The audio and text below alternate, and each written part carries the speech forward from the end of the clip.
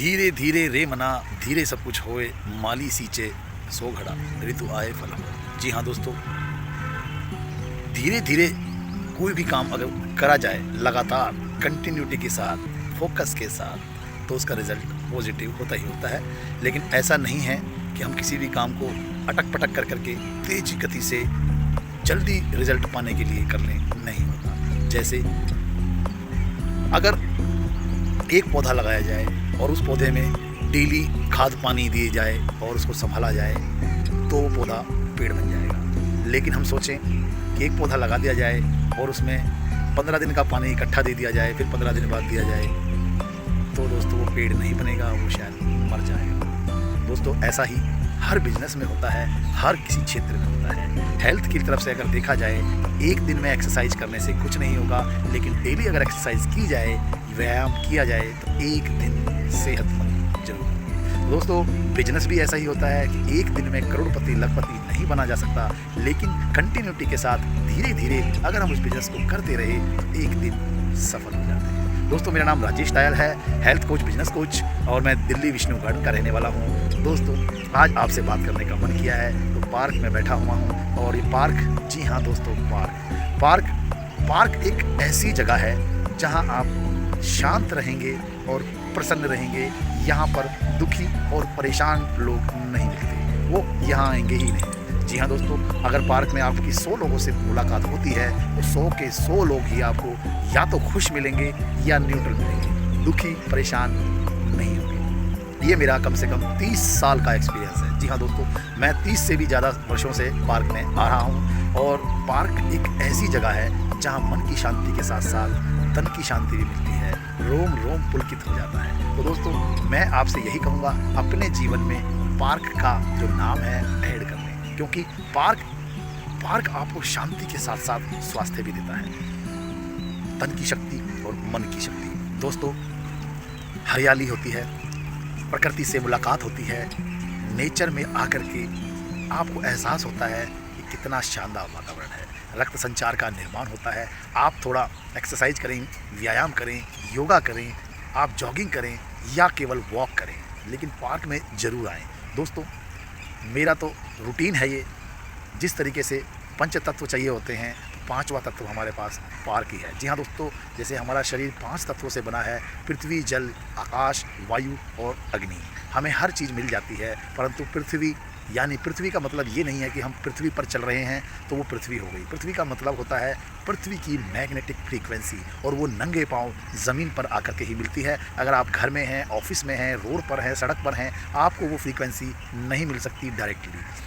अगर आप पार्क में जाते हैं और 10 मिनट, 15 मिनट, आधा घंटा नंगे पाँव मिट्टी पर, जी हाँ दोस्तों, जो मेरे पीछे आप देख रहे हैं मिट्टी पर अगर नंगे पाँव चलते हैं तो मैग्नेटिक फ्रीक्वेंसी आपको मिल जाती है। दोस्तों मैग्नेटिक फ्रीक्वेंसी हमारे शरीर के लिए बहुत आवश्यक है, क्योंकि हमारे शरीर में ब्लड है, ब्लड में हीमोग्लोबिन है और उसमें आयरन डाला गया है। कुदरत ने इतना शानदार ढांचा हमारा शरीर का बनाया हुआ है, और अपनी पृथ्वी से यानी प्रकृति से जोड़ा हुआ है कि जो प्रकृति में है वही हमारे शरीर में है। अगर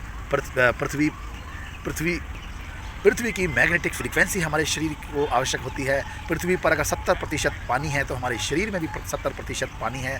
पृथ्वी पर अग्नि है, सनलाइट है, तो हमारे पेट में भी जठर अग्नि है। और आकाश जिस तरीके से सूक्ष्म प्रवृत्ति का है, हमारा शरीर भी सूक्ष्म प्रवृत्ति का है। अगर 5 तत्वों से मिलकर शरीर बनता है तो 5 तत्वों में ही यह विलीन हो जाता है। और दोस्तों इन तत्वों के साथ हमारा अगर जीवन जुड़ा रहे तो हम स्वस्थ रहेंगे, हम प्रसन्न रहेंगे। और दोस्तों मैं बात कर रहा था धीरे धीरे की।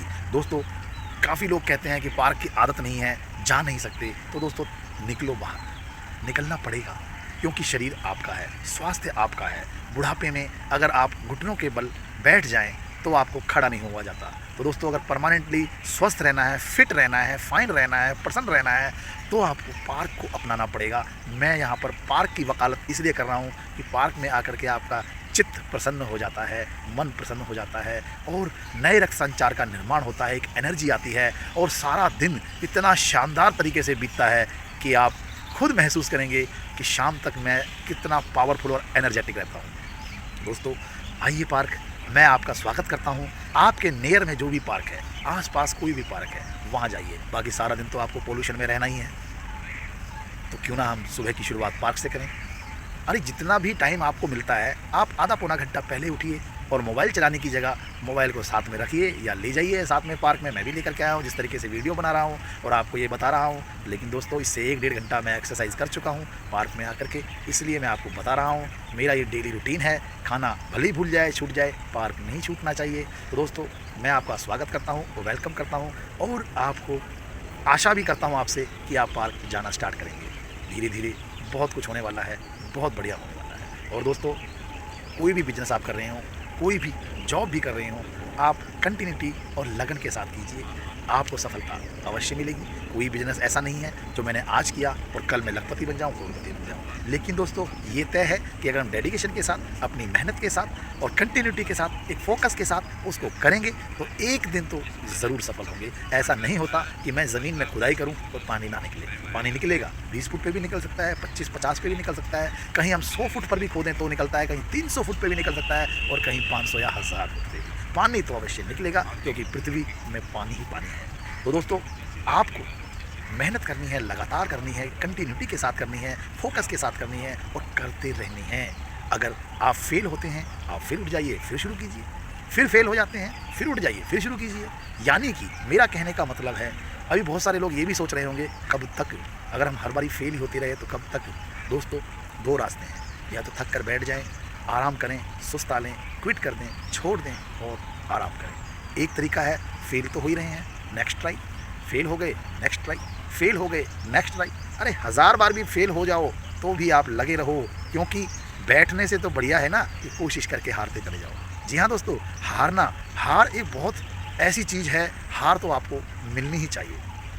हारोगे वो हार है, जीतोगे तो गले में हार है। जी हाँ दोस्तों, हम एटीट्यूड को अगर अपना चेंज कर लें, अगर हम सोचने का नज़रिया चेंज कर लें तो ये पृथ्वी, ये आकाश, ये धरती, अंबर, ये चांद सितारे कुछ भी नहीं है। इससे भी ज़्यादा बड़ा हम सोच सकते हैं, हम वो पा सकते हैं जो हम पाना चाहते हैं। क्योंकि दोस्तों हमारा जो दिमाग है, हमारा जो मस्तिष्क है, इसके भी 2 रूप हैं। इसमें होता है, एक है कॉन्शियस माइंड, हम देख रहे हैं, हम सुन रहे हैं, महसूस कर रहे हैं और उसको सोच समझ कर एक कार्य कर रहे हैं। एक होता है हमारा सबकॉन्शियस माइंड। जी हाँ दोस्तों, अवचेतन मन।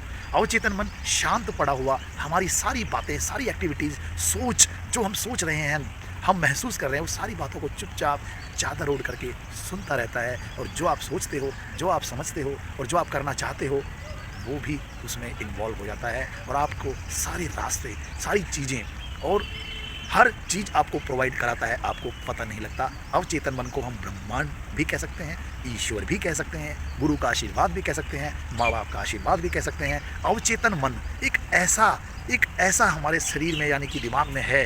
अवचेतन मन आपको उस परिस्थितियाँ आपके अनुकूल बना देता है। यानी कि चेतन मन से तो हम परिस्थितियाँ अनुसार ढलते हैं, परंतु अगर हम पॉजिटिवली सोच लें, अगर हम कोई विचार करें अच्छा, अपनी तरक्की का, अपनी कामयाबी का कोई भी विचार करें, सोचें, अच्छा सोचें, तो अवचेतन मन उसके लिए परिस्थितियों का निर्माण करता है।